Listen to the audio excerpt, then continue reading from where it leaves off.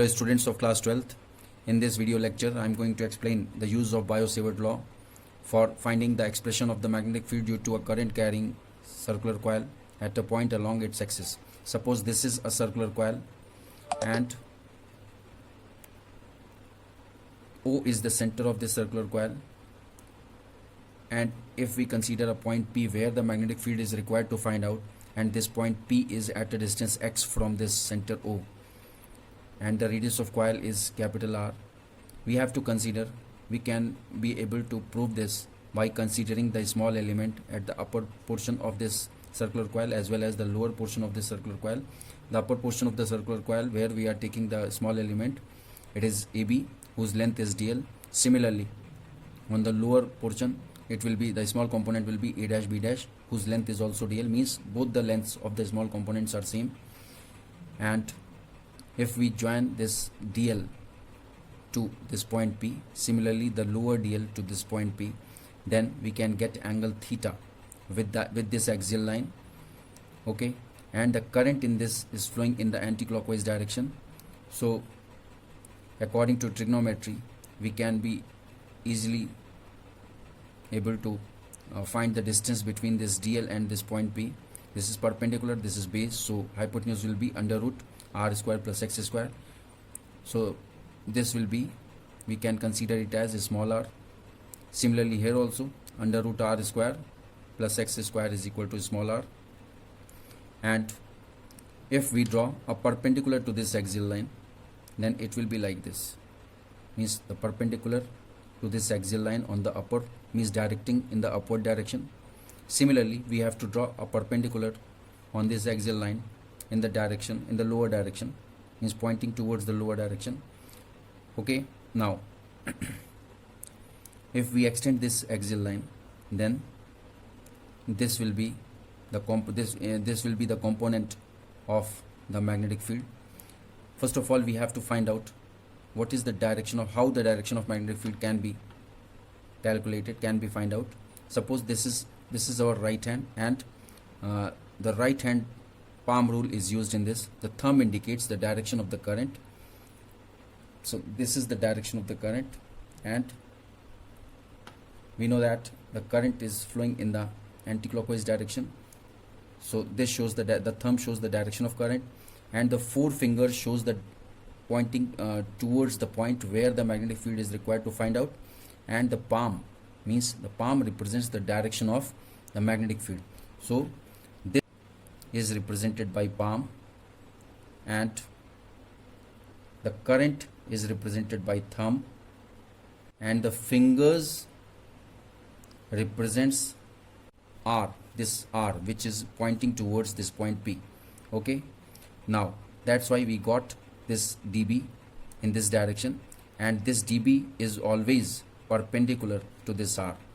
Okay, means dB will always be perpendicular to this R, and R is also perpendicular to dl, means these three, dl, small r and dB, these three are perpendicular to each other. Okay, I have made a small diagram here. Suppose this is the small element dl, and if there is a point P which is at r distance from this dl, so the angle between this dl and r will always 90 degree, means throughout the circumference it is 90 degree. So this is 90 degree, and we have made this 90 degree. So the angle between this is 90 degree, see this is 90 degree, and the angle made with the axial line, we have already constructed this 90 degree. So this theta will be equal to this theta, because there will be the same shifting. So that's why this theta will be this equal to this theta, and on the lower end this theta will be equal to this theta. And now these two will act as the components of the magnetic field. This is dB. If we talk about the upper magnetic field, upper small magnetic field which is created by this dl, current flowing in the dl, small element dl. So this will be, we know that the cos component is always towards in the direction of this angle theta. So this will be dB cos theta, and the direction of dB sine theta will be perpendicular to this. Similarly, on the lower end, it will be dB dash cos theta, because we got theta here. So we are taking cos component towards this angle theta, and the another component which is perpendicular to this dB dash cos theta will be dB dash sine theta, and dB dash sine theta will be perpendicular to this dB dash cos theta. So if we observe this, dB cos theta and dB dash cos theta, they both are equal and opposite, so they will cancel each other. And finally what we got two components, dB sine theta and dB dash sine theta. They are in the same direction, so that's why these two arrows are indicated in the same direction. Now according to, this is step number 1, according to Biot-Savart law, magnetic field due to the small element AB. This is the small element AB. This is AB, whose length is dl at point P. So due to the current flow in the small element dl, the magnetic field dB is created at point P, and it will be, according to Biot-Savart law, dB is equal to mu naught upon 4 pi I dl sine 90. We have taken sine 90 because we know that the angle between the dl and r is always 90 degree. So sine 90 upon under root r square plus x square whole square. Similarly, for the lower portion, magnetic field due to the small element a dash b dash, this is the lower portion of the coil, a dash b dash, whose length is dl at point P. It will be dB dash mu naught upon 4 pi I dl sine 90 upon under root r square plus x square whole square. This is second equation. We know that because the length of elements in the upper region of that circular coil and the lower region of the circular coil are same, so the magnetic field will be same. So dB will be equal to dB dash. This is our step number 2. And now the step number 3, if we want to find out the net magnetic field at point P, the net magnetic field will be the summation of these dB sine theta, means throughout the circumference it will be created as dB sine theta. So all the components of sine theta will be integrated together, so as to get the complete magnetic field. So the complete magnetic field means total magnetic field created due to the current flow in the circular coil. Suppose it is indicated by capital B. It is equal to closed integral, or we can use sigma in place of this. It is equal to dB sine theta, and we know that sine theta is always perpendicular upon hypotenuse. So this is perpendicular, r is perpendicular, and hypotenuse is under root r square plus x square. So r upon under root r square plus x square. This is equation number 3. Okay, this is equation number 3. Now step number 4, we know that B is equal to closed integral of mu naught upon 4 pi I dl sine theta upon r square. R is under root r square plus x square whole square. This is equation number 4. Now put this sine theta value from equation number 3. This is the value of sine theta. That's why we have calculated this in the form of r and under root r upon under root r square plus x square. So when we'll put this in this place, so ideal mu naught upon 4 pi ideal upon r square sine theta, ideal sine theta upon r square. So in place of this, in place of sine theta, we will put this r upon under root r square plus x square. So on putting this, because this is under root, so it will be r square plus x square to the power 1 by 2 whole square. 2 gets cancelled, and finally we will get r square plus x square in the denominator, and it is multiplied by the value of this sine theta we have taken from this equation number 3, r upon under root r square plus x square. And if we add the powers, then we will get r square plus x square to the power 3 by 2 in the denominator. So this will be mu naught upon 4 pi I r. I will be taken out of the integral sign, r will be taken out of the integral sign, and similarly mu naught upon 4 pi is also constant, it is taken out of this integral sign, and the denominator r square plus x square to the power 3 by 2 also, because x is fixed, r is fixed, the radius of coil is fixed, the distance of that point P from the center O of the coil is fixed. So these are the constants. So if we take all the constants outside this integral sign, and inside the integral sign there will be only dl, because we have to integrate various dl's, means we have to imagine various dl's, means various small components along the circumference of this circular coil. So that's why these all dl's will be integrated together.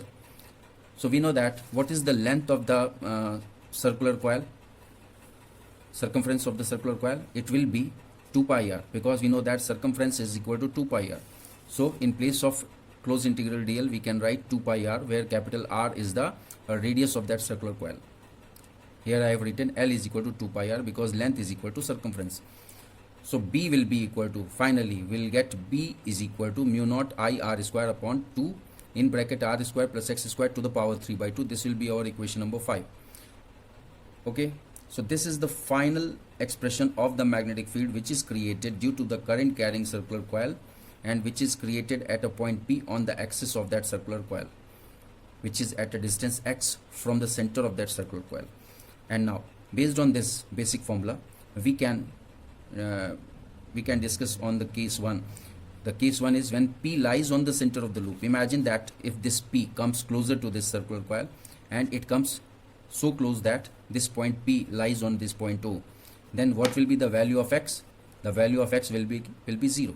Means we have to calculate the magnetic field at point P, which lies on point O. So in other words, we can say that we have to find out the magnetic field at point O, because there will be no existence of this x distance, because P overlaps this O when this P comes near to this coil at point O, which is at the center. Or we can say that P comes at the center. When P comes at the center, then we can say that x equal to 0. So on putting this x equal to 0 in this expression, we will get mu naught I r square upon 2 r cube. Okay, so when we will calculate this, we will get mu naught I upon 2 r. This is mu naught I upon 2 r represents the magnetic field at the center of current carrying, circular coil. Okay, now, so finally we got B is equal to mu naught I upon 2 r.